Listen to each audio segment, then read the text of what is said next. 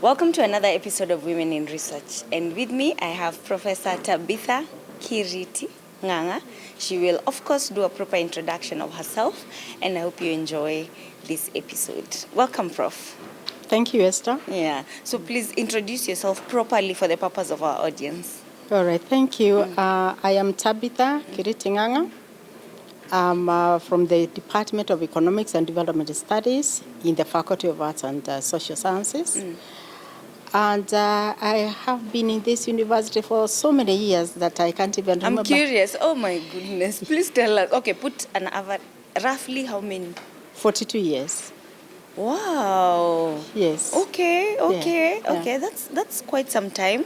So, Prof, we are interested in how you got here. So first, before you go into details of how you ended up here, maybe just tell us whether you ever thought this would be you. Did you used to call yourself, I'll be a prof when I grow up? Not really, but I always used to dream of flying. Okay. Not being a pilot, but flying in an aeroplane going somewhere. And I ended up traveling almost all over the world. Are you telling us we should be profs? We should get into... Exactly. And that is what I would want every student in this university to aim. Not just to say, I've finished university, I've finished my education. No, they should aim to be professors, not just professors, but full professors. Yeah. Yes. Okay, kindly, please tell us briefly about your journey. There's something I was telling Emily. We were planning this with Emily. Yes. And I remember telling her, I have your number. But how I have saved it is how I'm sure I've not written your name. Yeah. Now, when I was going through, I remember I was given your number sometime years back. We were planning for something supporting you for one of your events. And I just wrote Professor Economics. So I don't know why and I saved it. And there are quite a number of us. I don't know why I saved it that way, but that's how I've saved you in my phone for all those years. Yes. So you can briefly tell us how your journey started and how you ended up, in your specialization, and then. Okay, now where do I start? From my primary school? Start from when you joined the school? university. At least you've told us you used to think you'd fly. Yeah. Or you used to dream to fly. Yeah. Yes, I joined the university in 1980. As a student? As a student. Okay. And at that time, it was the University of Nairobi. It was the only university in Kenya. And it had Kenyatta University as a constituent college. And I was at Kenyatta University, but everything used to happen here. Okay. So even our graduation was right here in the graduation square. Oh. Yes, and I studied economics and business studies, and I ended up being identified to join the teaching staff immediately after my undergraduate. You must have been very good. I think I was. Okay. Because I wanted to ask her those days when you guys were used to, you get paid, used to get employed even before, Oh, like you guys never tarmacked. Well, we used to tarmac really, because, say, for example, we could be told if there was a strike at the university, you're supposed to go home and report to the chiefs. And when you're reporting to the chief, of course, you go to work because you don't have the money. And then you meet with your other colleagues. And then instead, since we used to report to the chiefs, especially if we had been home because of a strike or something, we used to meet all of us at the chief's place. And then we start strategizing on where we are going to look for work. And of course, we don't have the money. All right. So since all of us are out there, then you go maybe to a certain school and you find your colleagues have already been there, they've already been hired. So we used to tarmac looking for places to work. But eventually one would actually get a job. And so we were actually getting experience even as we were students. And so you said you were identified as one of them, the students who could teach, a graduate who could teach. Yes. After I finished my undergraduate, we actually finished at the end of July. And then I was employed by the Teacher Service Commission, and I was posted to Lugulu Girls. Okay. But I only thought, of course, the following month was August, so I reported and we went for August holidays. And then, no, first I finished, I think, at the end of June. So July, I reported to Lugulu. I taught for that 1 month. We went for August holidays. Then went back in September. Then I received a letter that I was to report to Kenyatta University. That time it was Kenyatta University College. Yeah. And start my work as a graduate assistant. All right. So I only taught in secondary school for 1 month. 1 month. All right. So as a graduate assistant, does it mean you're coming to teach or you enrolled for your master? When do you go on with your studies? Yes, it was part of staff development. So I was actually being mentored to enter into the academy. So you are actually attached to a senior staff. You work with them. But somehow I found myself being given full classes. All right. To teach. And sometimes I used to feel like a fish out of the water because I didn't know whether to identify myself with the students or to identify myself with the teaching staff who had been teaching me the year before. Oh, yeah. Yes, but slowly by slowly, I was able to ground myself. I was able now to feel, I think I belong, because initially I was actually feeling like, this imposter syndrome. Yeah. That should actually not be here because these are very experienced people, full professors and all. And here I am, a very young girl, and I'm teaching students who are used to go out, laughing and doing all kinds of things when I was a student the year before. Yeah. But slowly by slowly, I gained experience, I gained the confidence. And funny enough, students actually loved me. And I found, those days where students could actually boo you out of class. Oh, my goodness. And tell you, go home. And you could literally get out of class because you can't teach. But I never experienced anything like that. Okay. And I found it easy. I enrolled for my master's even as I continued. And I came to do my master's here. And as I was telling you, that was my career up there. So you undertook your master's in economics. The same line? Yes, in economics. And funny enough, to come for a master's, even though I had passed very, very well, and I had to go through an interview. Oh. It's not like these days where you are known for a master's and you come. You had to be drilled whether you're really prepared to undertake a master's degree. So I remember I was interviewed, of course, your last econometric stuff, and so on and so forth, and I did well, and I entered into my master's, and I finished my master's in 2 years' time. Okay. Graduated in this same square, and and at that time now, Kenyatta University, it had become now a university on its own. Okay. It had actually graduated into a university, and I went back, and that was around 1988. Around 1988. So I taught for 2 years, and then I came to this university. Okay. It was more like, it was very easy because there before it was a constituent college. Yeah. And then I moved now. I just came and I fitted and continued teaching. Yeah. So since then I've been here. I've not gone anywhere. So as you're doing your master's thesis, what's going on in your mind? Are you figuring out stuff? Are you seeing this is my line, this is my work, or are you still viewing life from a student perspective? Oh, well, I had already identified my passion. All right. And my passion was issues to do with gender, the informal sector. And because I had identified, I really had a passion because my mother was a market woman. Okay. These women who sell, well, I wouldn't call her Mama Boga because Mama Bogas are more in urban areas, but she had been a market woman for decades. Okay.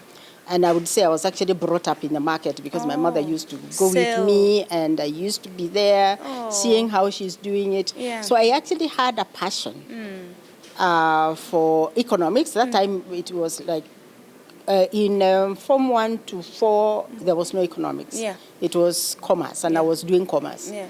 because I seriously wanted anything to do with commerce, anything to do with trade, and so on and so forth. And so now from 5 and 6, now that's economics. And we could actually do 3 subjects and a subsidiary. So economics was actually my passion. Yeah. So even when I came to the university, it was still economics. And when I came to do my master's, it was still economics. But when I was writing my thesis, I actually now started realizing I have a passion for the informal sector and I have a passion for women. Okay. And so I was saying, when I do my PhD, I will still continue with this line. So you knew you were going into PhD? Yes, I knew because I was already in the line of the academia. Yeah. Yes. So tell me about that. What's going on now? How many years do you take between your master's and your PhD? My master's I took two years, but now to do my PhD, I took quite a bit of time. Okay. But something I haven't mentioned is I was already a mother. Now I was coming to that. Yes, Tell me what was going on in your other areas of life. Yes, I actually got my baby when I was an undergraduate. So even when I'm going through all this throughout my undergraduate, my master's, I was already a mother. So I was actually performing what you call the triple role of a woman. Okay. Yes. So I was looking after my baby, and I was studying, and I'm doing everything else that a woman is supposed to do. Meaning you were living in Nairobi? Yes. At the time, commuting every day? For my undergraduate, I left my baby with my mother. Okay. But for my master's, I was commuting. Every day? Yes. Going back home to be a mother? Yes. Wow. And then you go home, or rather even when you are in class, you was imagining, okay, now what's happening with my baby? Yeah. Then you go home, she's there, she doesn't even want to, give you time to do your assignment or anything. And were you making money? How were you paying your fees? I was actually on sponsorship because I was at a staff development. Yes. So it was just it was the same university. Okay. It was the same university. So it was University of Nairobi. So I just, was given study leave. Yeah. So I was still on my 80%. Yeah? I was on 80%. Was it really 80%? It was not really 80%. It was staff development. Yeah. So I was still getting my salary. Okay. And my school fees was paid. Wow. Yes. Good days. Because it was under staff development, that, so I didn't pay a cent for my master's. All right. Yeah. So go on. So after master's, you're mothering? So after master's, and I'm mothering, and I'm doing all other kinds of little things, making money, like doing some consultancies here and there. And so I actually took quite a bit of time before I did my PhD. Because now I got a full load of teaching. Okay. A full load of teaching. So I actually now went for my PhD in the year 2000. And the year 2000, but I had to look for funding. Okay. Which was not easy. Yeah. But somehow I was able to get a sponsorship by the Kenya government. Okay. That time you used to call it Directorate of Personnel Management. Yes, or DPM. That's what it used to be called. So my PhD was fully paid for by the Kenya government. Wow. And I went to Australia, to the University of Queensland. To study. Very interesting. And now, at that point, after now you said informal sector, gender, are you now going on in that line? Yes. Was that what your research was about? Exactly. But something that I also want to acknowledge is that to be able to go to Australia, there's someone who is very, very special who really held my hand. My former teacher, my former colleague, he's now retired, Professor Jamano Mwabu. He literally held my hand. So that he actually taught me for my undergraduate, taught me at the master's level. He became my boss when I was in KU. Yeah. He came back to the University of Nairobi here. Yeah. He became my boss. Wow. So he was even the one who was telling me, I know Tabitha where you can get a nice university. So by the time I was going to Australia, I already knew who was going to be my supervisor. Oh, wow. Yes, a very, very good gentleman, a very good professor. It's called Professor Clem Tisdale. May his soul rest in eternal peace. He passed on in the year 2022. Right. But he when I was going, I knew there's somebody who is there. But all this is because of the mentorship that you were receiving Yes. from Professor your boss. Mwabu literally held my hand. Because I remember there was a time we were doing a study on poverty, and we had to go to Cornell University, me and a number of other professors from the department went ahead, and Professor Mob was to come a couple of days later, and we were expecting to get that letter from the University of Queensland. It had not arrived by the time we were going, and Moabu literally had to come to the university, check my pigeonhole, and he had to make sure that he got that letter, and he brought me the letter when we were in Cornell University. Yeah. Yes, and then he literally was telling me, Tabitha, when you go, this is the way to do, what to do and what not to do. And that really, really helped me, that kind of information, that kind of someone holding your hand. It really, really helped me. Yeah. Yes, and then when I went, Professor Tisdale also now became my greatest mentor. Yeah. Yes. Yeah. So what's happening around that time? How are you living your family? By the time you're looking for these funds and you're applying for the PhD and all these things, have you planned things back at home? Yes. One thing that I did is when I got the first letter, when I got my letter of admission, I had to defer because my daughter at that time had not yet finished her Form 4. Okay. And I didn't want to leave her behind. Ah. So you didn't go the year of your admission? No. Okay. I deferred. And that's what a woman does. Yes. So I deferred for her to finish. And by the time she was finishing, I had already secured a place for her at the Griffith University in Australia. She actually was admitted using her Form 4 for grades. Wow. So we literally went together. Yeah. She went for her undergraduate and I was doing my PhD. So we were two, she's doing her assignment and I'm doing my assignment. It was so, so beautiful. That turned out really lovely. Oh yeah, it did. Yeah. It did because you see, it's like you have to grow together. Number two, I was imagining, okay, I've gone to do my PhD. And then I leave her behind, then I start looking for where she can study. Yeah. Why can't I kill two birds with one stone? Yeah. So I went with her, and it was beautiful. We were staying in the same house, but in the morning, I go to the University of Queensland, she go to Griffith University, and we graduated the same year. Oh, nice. Because I was about to ask, how long did you guys stay out? 4 years. 4 years, and it was so beautiful. She graduates with her undergraduate degree, and I graduated with my PhD in economics as well. Yes. So let's talk about your thesis, your research topic. So where do you do your research? Where do you focus on? Because I'm imagining now if you took the gender and the informal sector line and you're in Australia. Yes. Were you doing your studies? Where's your case study? Yes. Now, I decided was to continue the issue of gender. But then after having a discussion with my supervisor, he told me, I think the best thing is to look at issues of gender from an economic analysis. Number two, you also need to ground yourself because the informal sector, which informal sector really are you going to look at? So I decided to have my thesis looking at it from agricultural production, yeah? So my thesis on gender inequality in agricultural households in Kenya, and it was a case study of Nyeri district where I was born and bred. Yeah, sure. Yes. Yes. What are some of the findings? Yes, what I found is that, of course, issues of decision making in agriculture, that women are the ones who do everything.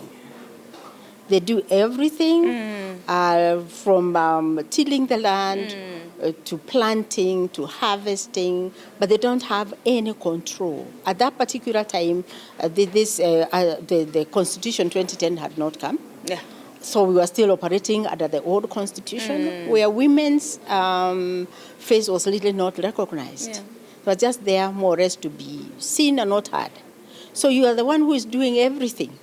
But when it comes to the proceeds, you're not in control of everything. Even the production itself, someone else is controlling it.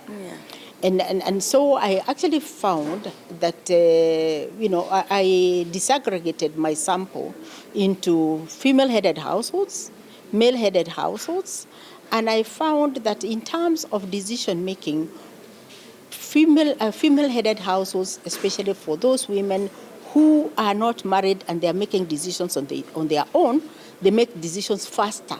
Okay. Because these others who are in male-headed households, but they are the ones who are doing everything, they have to consult. Yeah. They have to consult on literally what are we going to plant, they got to consult on what do we do, who are we going to pay school fees for, and so even some funny little things they really got to consult. Yeah. So there is more or less a delay in decision making, unlike the female-headed households. Although in terms of say empowerment, they are empowered, but in terms of poverty, I found more poverty among female-headed households, like male-headed households, because the male-headed households, they got the asset, they got the land, they got lots of more opportunities than the female-headed households, because the female-headed households, they don't even have title. They don't have income, because first they don't have collateral to where that they can use to borrow money, maybe to buy fertilizer, to buy seeds, and even to even buy a cow, which they can use to milk, and so on and so forth. So I actually found when it comes to issues of welfare, more or less from a poverty point of view, female-headed households suffer more. Unlike the male-headed house. But in terms of decision-making, they're okay. Yes. So how has that impacted your journey?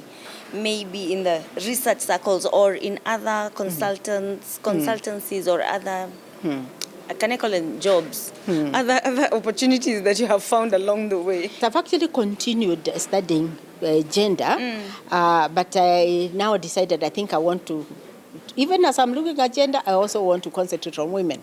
Okay. I also want to concentrate on women and more the African women. And so I've continued with that journey, and I now, even though I was looking at agriculture, I was also said, my pet subjects, the informal sector, the micro, medium, and small enterprises, I think I need to follow up on them. And so I have done a lot of research on women, and I've actually found that we can actually uplift women. And uplifting them in the sense that when you look at the challenges that they face, we actually need what we call affirmative action. Because we just don't say, okay, there are all these opportunities and we open them for everyone. You'll actually find that the opportunities are there, but the women are facing peculiar challenges. Is that the same case until date? Yes. Because some people feel like we are over-empowered now. They're actually using that word, that women are now over-empowered, and now the boy child is suffering. Not really. Nobody is taking anything from anyone. Because, we have actually not addressed all those issues that women used to face those old days up to now. For example, if you say, okay, we have opened up all these opportunities. For example, I'm the chair of the WTO Chairs program it's in this university in the Department of Economics. And I've actually been following on what is happening with the Africa Continental Free Trade Area. We have all these opportunities that are open to women, but they're not taking them up. Because in the first place, we have not addressed the challenges that have made it difficult for them to even take up the opportunities that are locally available. Now we are telling them we have these opportunities in the African region. We have the AFCTA. So the opportunities are there. But ask yourself, in terms of cross-border trade, in the African region, it's the women who mainly trade. But then what usually happens is that they trade in very small items, not big items, small items, but they face various challenges. There are all these issues, the customs duties, there's special programs for them, but they have no idea. Some of them are written in English. Most of these women don't understand English, and they have not been translated into the local language that they can understand. Number two, since they have not been sensitized that there are certain rules that are supposed to be followed. That if you go through the border, and say for example, COMESA has got a facility for women, we call it simplified trade regime. Okay. And if you're trading in goods worth maybe $2,000, that's around maybe 200,000 Kenya shillings, that you don't have to pay duty. Oh, wow. But they have not been sensitized, so they'll still use Panya routes to trade, and then in the process, they're sexually harassed. In the process, they ask for bribes. They're usually harassed. And other times, you'll actually see some of their goods, like flour, it's actually poured. Sometimes they're even beaten. Yeah, and then it's because they don't know. They have not been sensitized enough. Number two, women are special because the anatomy of a woman is very different from that of a man. Yeah. And we have not established facilities, especially in border posts, where a woman can actually go and change her sanitary pads. No. The toilet facilities may not necessarily be conducive. They may not even have the water and things like that. And so that discourages them. Number two, when it comes to, say, transporting goods, the vehicles that we use are not really designed for a woman. And the roads that we use, we do not have special stopovers where women can actually relieve themselves as they travel. So, for example, the traffic jam that is usually there from Mombasa to Busia or Maraba. Yeah. And you are caught up in that jam and you are driving a truck. What do you do when things go back? We just simama kwa bush. Even when you simama kwa bush. And you're not safe. You're not safe. You're definitely not safe. Yeah. You just stop the car at the next best place. Yes. Yeah. I mean, it is expected you go to certain hotels. Yeah. You enter those hotels, they are locked. The toilets are locked. You have to pay. In some places you pay. The places that are known, public, maintained. Yes. We pay. Exactly. Yeah. Exactly. Like the other day, we were actually traveling to Nakuru during the International Women's Day, and I found so many trucks parked at Kikope. So many trucks, and I think Gilgil. So many trucks. I think I saw it was at night, and there were more than I think I counted around 20 trucks. Now I imagine a woman. Being caught up in that. Being caught up now. I mean, she has to stop because maybe she's been traveling all the way from Mombasa. Yeah. So you stopped in there for you sleep and then you continue the journey in the morning. But I just imagine, where are the facilities that women are supposed to use? They're not there. And then you wake up in the morning, there's no bathroom where you can take a shower, things like that. But I have actually traveled and seen in developed countries, the roads are designed in such a way that they are layovers. Okay. And towns are actually developed. You can actually freshen up. And there are facilities that women can actually use. There are even telephones along the road you can use for long distance drivers. But our roads are not designed for women. People say the trucks have a place to sleep at the back, a mattress, a what, and there's a whole Have you ever entered one? No, I just had. Yes, yeah. I've had people cook there, ugali. Yes, there is a facility behind the driver. But is there a shower there? There's no toilet and shower. There's no toilet. No, it's not like a train. No. No, so a truck doesn't have that. They got to come out and use a bush or use whatever else. So apart from that, you actually find women find it very, very difficult to they don't even have the credit. Yeah, although these days we have these digital facilities that they can use, but you'll actually find that women still find it difficult to access finance that they can use to trade. Yeah, sure. Yeah, and so when that happens, what you do, you trade in very small items, and when you're trading maybe 20 kilograms of flour, you're playing safe. You're playing safe. That means that your business will never grow. Yeah, it just remains small. Yeah. Because actually research has actually shown most women's businesses I mean, they don't go beyond 5 years, Yeah. especially those small ones. Yeah. I hear you, Prof. And are you talking, of course, I'm sure now that you're telling us research findings, it Yeah. means you're talking to your other, the works or the opportunities or the other research that you have engaged in Exactly, yeah. over the years. Yes, yeah. And the things that you've touched on. Yeah, yeah. And I like that you've really spoken about women in, in economics. Yeah. And because the thought that I wanted to, the thought that was coming to my mind was like, how many of you are there in that space of economics? How many women in research have you seen in the economic space? Are you many? Were you many even when in your class days when you were in class? You'll be surprised that when I was doing my master's, we were only 2 girls. 2 girls. We were only 2 girls. And I think we had more than 10 males. Yeah. And so you can imagine 2 girls in a class of more than 10. And I think we were around 12 or 13, so we were just 2 girls. And in PhD? In PhD, that was in Australia, and I think there were quite a number of girls, I would say, but they had come from different countries. Yes. But we were still, I think we were, in my class, we were around 5, but the boys were more than 20.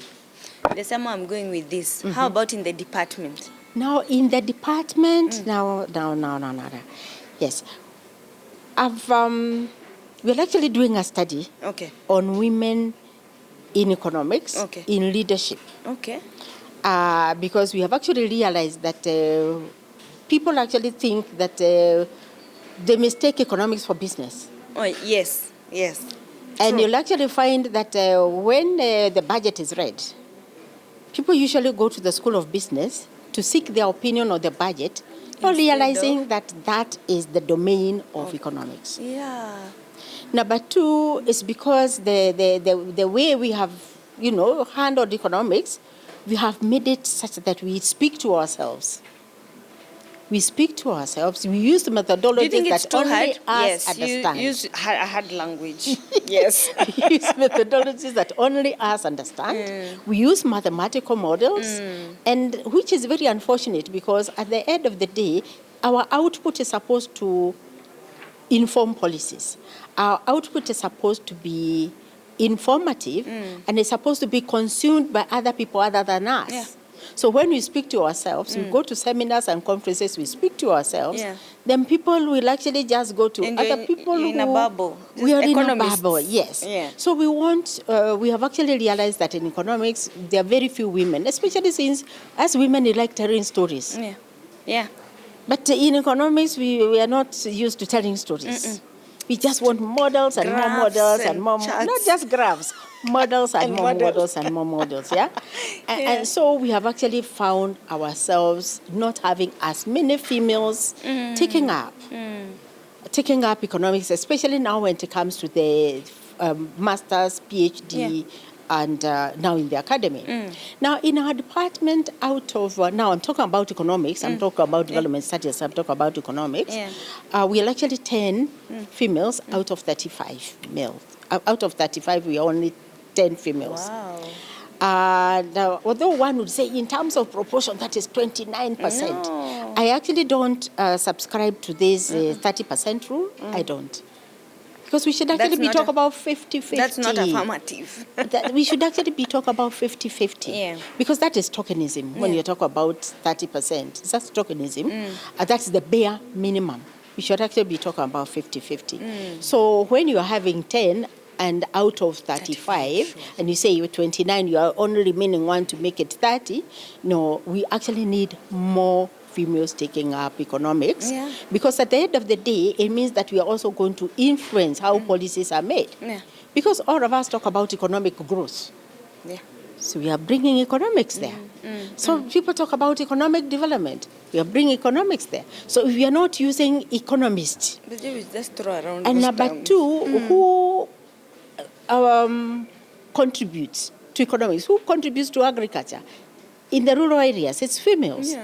the informal sector, micro, medium, and small enterprises, it's females, So it means that they also got to contribute to policies that impact on them. Yeah. So if you're not having as many women contributing to policy making, that means that policies will be made for them. Yeah.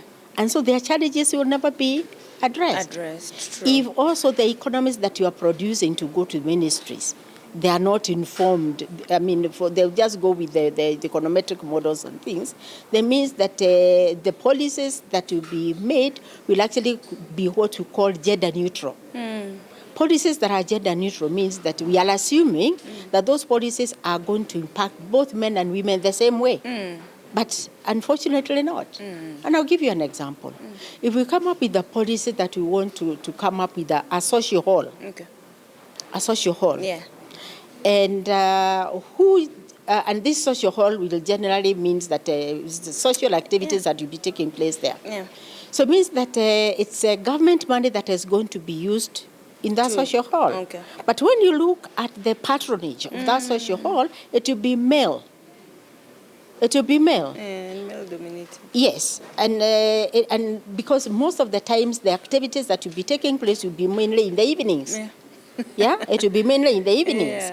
And like maybe during a wedding or some maybe planning for a funeral. But planning for a funeral these days, people do it in the evening.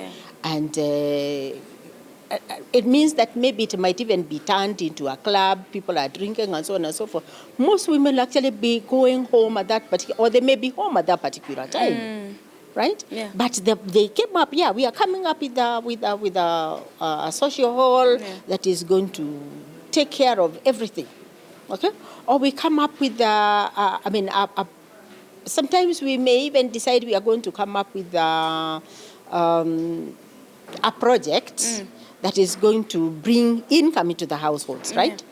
So for example, you come up with each person will be given, each household is going to be given a cow. Okay? Now, who is going to look after that cow? The woman. The woman. Who will be fetching water to feed the woman. Okay? To make sure that is on top of the work that she usually does. So what has that done? It has actually increased her workload. It's actually increased her workload. But if we came up with a policy and maybe made it easy, we are going to bring this cow, but then we make sure that there is also water in the household for that cow. For that cow, and make it easy for a woman to perform her role as a woman as well as the productive work. And we also come up with policies on sensitize men that they are also supposed to help at home, not living, I brought you a cow, you can milk it, you can do whatever, you can be feeding your children, in quotes. You have actually increased the workload of the woman. But coming up with a policy, the person who was coming up with a policy thought that this is a very good idea. But they never thought that it would actually add up, increasing the workload of a woman. But if that person was actually gender aware, right? If they were gender aware, then they actually have said, okay, even as we are doing this, you'll be accompanied by 1, 2, 3, 4. I really like that. I like the passion, Prof. And clearly we can see the number of years are, they are showing. So kindly think about your journey and tell me maybe just 2 challenges, major, that you could pick out from your journey of becoming this accomplished researcher, because I want to, those are many years that you've been practicing, and the number of years, amount of research that you have done over the years. Pick out some 2 challenges that you can say clearly, these were my 2 major challenges in my journey to getting here. Yes, one of the challenges I would say is lack of support, especially in the working environment. Because here, when one enters the university, you are at your childbearing age, right? And I told you I got my baby when I was an undergraduate. And here, we don't have a child care facility. And in the morning, your house girl tells you, I'm going. So what do? Do you stop going to work? Or do you lock your baby in the house and go to work? Which you can't do. So I actually faced that challenge, and I remember one day my house girl disappeared. Not really disappeared. When I'm actually getting ready, I saw her with a bag. She's also leaving. So I'm also leaving, and I'm preparing to go to work. I actually just carried my baby with me. Yeah. Yeah, that time she was a little bit bigger, and I just put her, at that time I was teaching, I just put her there in class, and I taught, Yeah. and I left with her. Yeah. Other times I could come and leave her with a colleague, maybe an office mate, I go to class. Wow. Because the working environment was still not conducive Still not, yeah. for a woman to perform both her role as a woman, as a community worker, and an academic, because we call it the triple role. That is the productive, where you're paid, the reproductive, and the community work. Because you are expected to do all these other things. Imagine. By society. Yeah. You're also expected to publish. Yeah. For example, as an academic, you're expected to publish, you're supposed to bring money, grants, you're supposed to attend conferences, you're supposed to do all those things. But the facilitation is lacking. Yeah. So that is one challenge that women in academic face, and I faced that as well. Number two, mentorship. Yeah. If it wasn't for Professor Mwabu who held my hand, there was no female academic who could actually help me. Yeah? That, okay, Tabitha, you can do this, there is this opportunity, there is that opportunity. And I told you the first couple of months, I was actually feeling like a fish out of the water. Yeah. Because I didn't know how to circumvent all these. I didn't know where the opportunities are. So if it was not for Professor Mwabu, I don't know what I would have done. Yeah.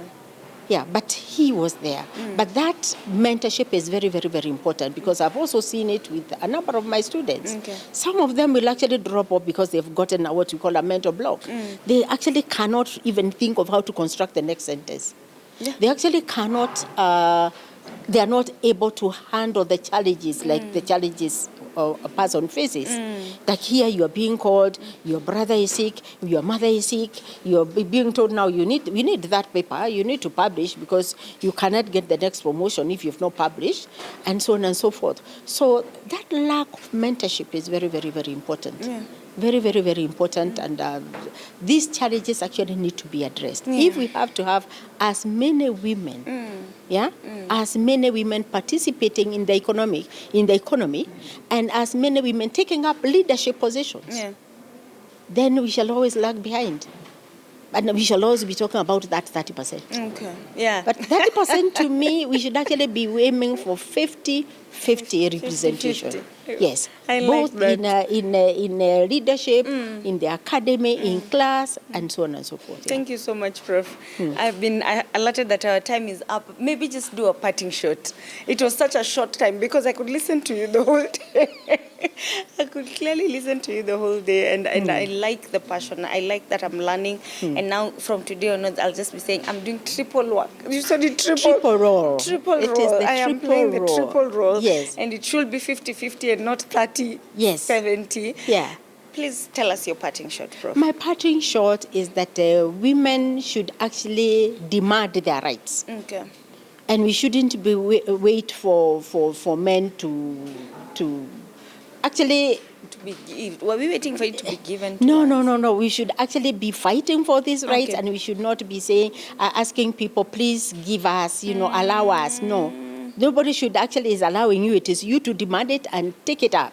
Okay. But then I also would want to plead with the employers, whether it is in universities or any other employer, please provide an enabling environment for women to enter and thrive and progress and take up leadership positions, so that we should not just be letting the men lead us and we are there cheering them and saying, we should actually take up the challenge. Yeah. But the employers should actually also provide an enabling environment for women to thrive, because we shouldn't, in this day and age, 60 years, it's more than 60 years since we got independence, we are still talking about 30%.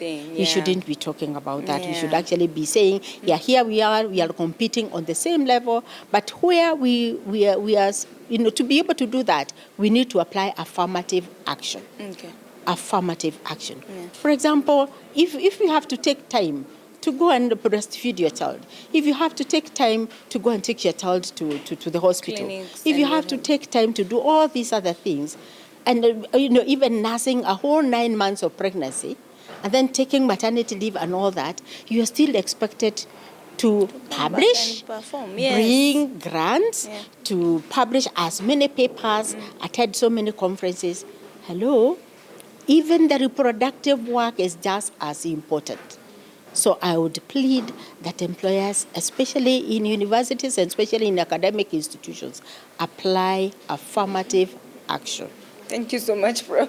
Thank you so much. I'm Esther. really enjoying myself. I wish I will repeat this over and over again. Thank So, you, Prof, Esther. where do we, if someone wants to reach out to you, maybe just shout out either your contacts or a link somewhere we can put something, so that if anyone would want to get in touch with you, as an economist or from that research angle, they could reach you.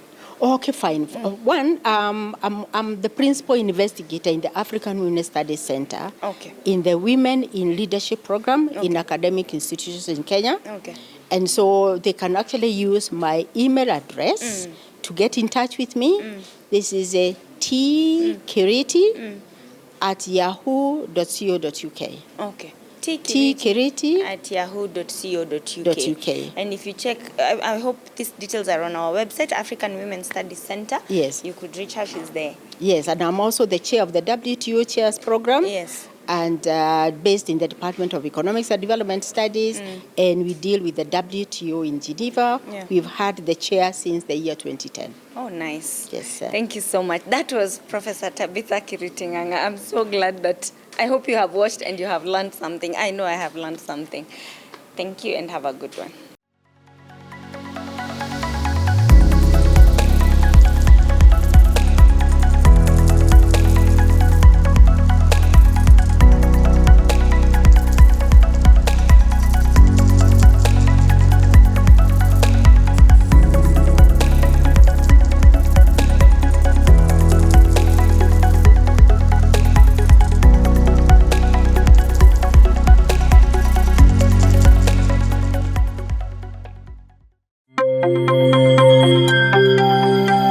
UNC TV, empowering you.